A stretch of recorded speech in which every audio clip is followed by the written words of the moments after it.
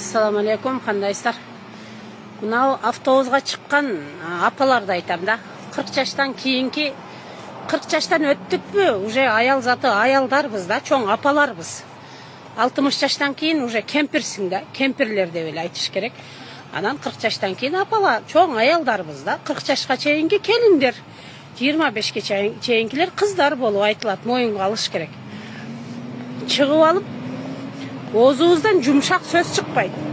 Муштай неберең менен тең, балаң менен теңге кантип сүйлөштү билбейсиң. Жаштар бети жоктор, бетбактар места бербейт. Жаштар эмне үчүн места бериш керек? Жаштар деле адам, алар деле апаларынан акча сурап чыгат. Алар деле ошо сен берген 35 сомду берет да. Балам, жаным балам, мен бутум ооруйт, турасыңбы, мен отурсам болобу эгер ыраазы болсоң деп сүйлөштү билбей, дагы жаштар деп эле жаштарга асылабыз да.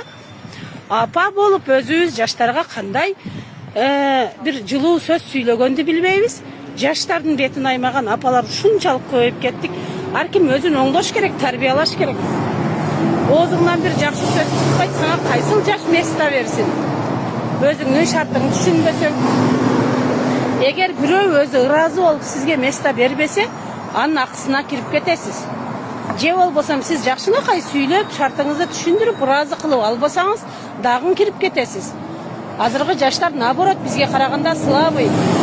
Кээ-бирлери наушник салып алат, кээ-бирлеринин кыялы түзү сизди караган менен кыялы башка жакты карап турган дагы көпчүлүк жаштарыбыз бар да. Мисалы мен өзүмдө деле ушундай болот. Бирөөдү карап турам, бирок мен башка эле нерсени ойлоп турган учурлар болот. Дайыма эле жаштарга жабышып эле жаштардан место талашып арсылдабай, өзүбүздүн ким экенибизди билип, кандай апасың сен?